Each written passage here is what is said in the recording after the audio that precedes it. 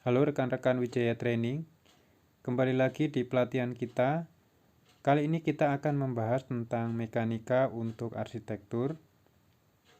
Sebelum pelatihan ini dimulai, kami minta rekan-rekan untuk klik subscribe, like dan share agar tutorial kami semakin memberikan manfaat bagi banyak orang.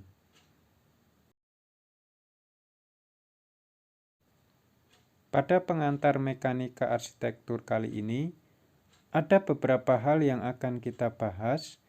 Yang pertama adalah terkait 3 elemen arsitektur. Yang kedua, pengertian mekanika teknik.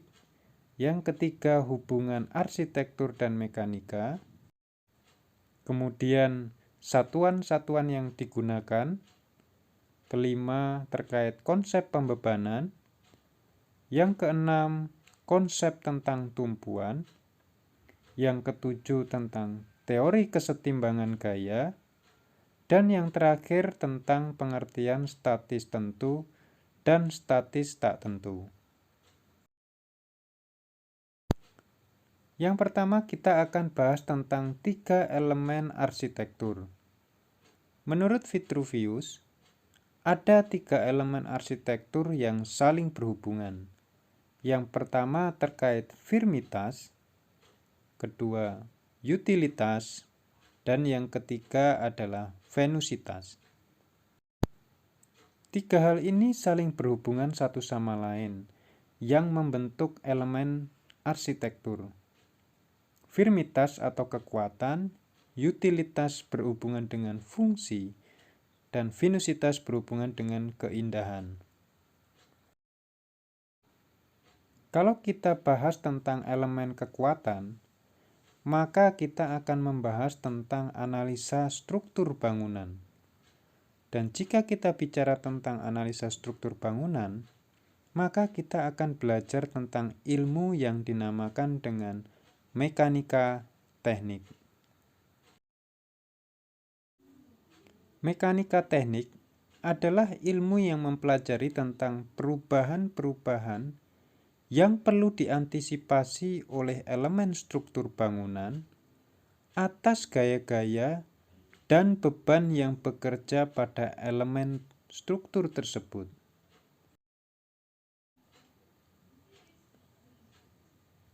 Dalam mempelajari perilaku struktur, maka ada hal-hal penting yang harus kita perhatikan. Yang pertama terkait stabilitas struktur, kedua keseimbangan gaya, dan yang ketiga adalah kompabilitas. Jika kita bicara tentang stabilitas struktur, maka akan berhubungan bahwa bangunan tersebut tidak boleh bergerak, atau berpindah tempat, atau juga tidak boleh berubah bentuk. Hal kedua yang perlu dipelajari adalah terkait dengan keseimbangan gaya. Kalau kita bicara tentang keseimbangan gaya, maka kita akan bicara tentang gaya luar atau beban yang bekerja pada struktur yang harus mampu diimbangi oleh reaksi struktur terhadap beban tersebut.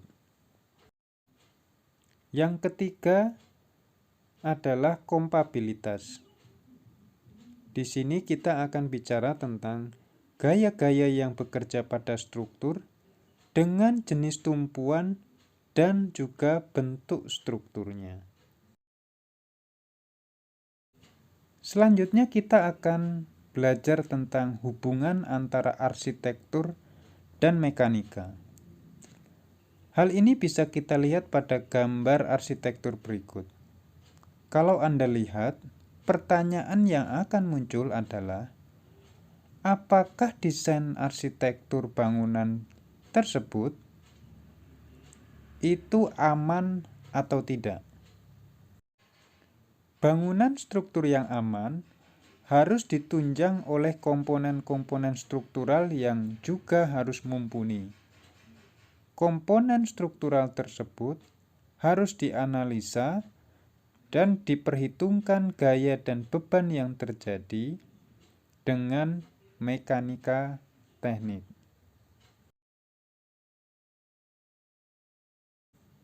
Selanjutnya yang akan kita pelajari adalah tentang satuan yang digunakan. Kita tahu bahwa besaran ada dua macam, yaitu besaran pokok dan besaran turunan. Besaran pokok terdiri atas panjang, waktu, gaya, dan massa. Satuan SI dibagi dalam dua, MKS dan CGS. Apa itu MKS? MKS adalah kepanjangan dari meter, kilogram, second. CGS kepanjangan dari sentimeter, gram, dan second. Rekan-rekan bisa perhatikan besaran pokok dan besaran turunan yang ada pada mekanika teknik berikut ini. Pastikan juga satuannya dari satuan SI sistem MKS dan sistem CGS. Penggunaan rumus ini harus konsisten dan tidak boleh berubah-ubah dalam satu analisa. Yang selanjutnya kita akan bahas tentang konsep pembebanan. Beban menurut sifatnya ada beberapa macam. Yang pertama adalah beban mati. Beban mati adalah berat benda yang tidak bergerak dan besarnya pun bersifat tetap. Contoh beban mati adalah berat sendiri dari struktur, baik beton ataupun baja, dan juga beban tembok. Yang kedua adalah beban hidup. Beban hidup adalah beban yang bergerak, berubah tempat, atau dapat berubah beratnya secara nominal. Contohnya adalah berat orang, berat meja, berat kursi, dan lain-lain. Beban yang selanjutnya adalah beban angin, yaitu beban yang disebabkan oleh angin. Kemudian ada beban gempa, yaitu beban yang disebabkan oleh gempa. Dan yang kelima adalah beban khusus, atau beban yang diakibatkan bisa dari cuaca, temperatur, atau akibat penurunan atau settlement. Masih dari beban, yang kedua ada beban menurut jenisnya. Yang pertama ada beban terpusat, yaitu beban yang bekerja pada satu titik. Contohnya adalah beban tiang bendera, beban kolom. Beban-beban tersebut terjadi pada satu titik pembebanan, sehingga disebut dengan beban terpusat. Yang kedua adalah beban merata, yaitu beban yang terbagi pada suatu bidang yang luas. Contohnya adalah kumpulan orang yang berbaris pada satu lantai, satu deretan lantai. Contoh yang lain adalah beban tembok. Beban tembok bekerja dalam satu bidang. Beban tembok ini bekerja dengan satuan kilogram per meter panjang.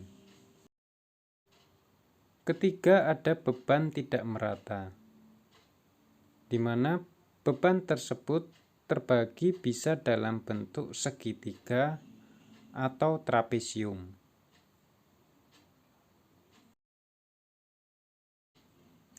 Bahasan selanjutnya adalah tentang konsep tumpuan. Tumpuan dibagi menjadi tiga, yaitu tumpuan sendi, roll, dan jepit. Tumpuan yang pertama adalah sendi. Tumpuan sendi dalam penerapannya pada umumnya digunakan sebagai tempat bertumpunya sebatang balok. Tumpuan sendi dapat menahan gaya baik horizontal maupun vertikal. Namun, tumpuan sendi tidak dapat menahan momen. Tumpuan yang kedua adalah tumpuan jenis roll. Tumpuan roll dalam kehidupan sehari-hari sering kita jumpai pada konstruksi jembatan. Tumpuan roll hanya mampu menahan satu gaya, yaitu gaya vertikal saja. Sehingga gaya horizontal dan momen, tumpuan roll tidak mampu menahannya. Jenis tumpuan yang ketiga adalah jepit. Jepit paling sering kita temui pada tiang atau kolom beton pada bangunan. Tumpuan jepit membuat balok dalam keadaan kaku. Tumpuan jepit mampu menahan gaya vertikal, horizontal, dan juga momen. Selanjutnya kita akan bicara tentang teori kesetimbangan gaya. Secara umum, teori kesetimbangan gaya rumusnya adalah sigma fx sama dengan 0, sigma fy sama dengan 0, dan sigma fz sama dengan 0. Artinya, sigma gaya arah x sama dengan 0, sigma gaya arah y sama dengan 0, dan sigma gaya arah z atau vertikal adalah 0. Itu tadi syarat terhadap kesetimbangan gaya. Sedangkan terhadap momen, maka sigma momen arah x sama dengan 0, sigma momen arah y sama dengan 0, dan sigma momen arah z adalah 0. Jadi ada 6 syarat yang harus dipenuhi terkait dengan teori kesetimbangan gaya. Pada contoh berikut adalah contoh 2 dimensi. Karena 2 dimensi, maka persyaratannya hanya ada sigma arah x sama dengan 0, sigma arah z atau vertikal sama dengan 0, dan sigma momen sama dengan 0. Selanjutnya bahasan terakhir kita adalah tentang statis tertentu dan statis tak tentu. Apa yang membedakan struktur itu termasuk dalam statis tertentu dan statis tak tentu. Untuk struktur statis tertentu, ada beberapa syarat yang harus dipenuhi. Yang pertama adalah jumlah reaksi perletakannya adalah 3. Dan yang kedua, reaksi perletakannya dapat diselesaikan dengan 3 syarat kesetimbangan yang tadi kita pelajari. Sementara untuk struktur statis tak tentu, persyaratannya adalah reaksi perletakannya berjumlah lebih dari 3. Syarat kedua, reaksi perletakan dapat diselesaikan dengan 3 syarat kesetimbangan yang tadi kita bahas, ditambah dengan tambahan metode lain. Jadi tidak hanya dengan 3 syarat kesetimbangan saja, persoalan statis tak tentu bisa kita selesaikan. Sekarang kita pelajari tentang statis tertentu dengan jumlah reaksi perletakan sama dengan 3. Rekan-rekan bisa lihat 2 contoh berikut ini. Bagaimana tiap struktur, kalau rekan-rekan lihat, setiap struktur jika dijumlah pada tumpuannya, maka dihasilkan 3 reaksi perletakan. Maka kita kategorikan sebagai statis tertentu. Karena jumlah reaksi perletakan dalam satu struktur berjumlah 3. Selanjutnya untuk statis tak tentu, jumlah reaksi peletakannya lebih dari 3.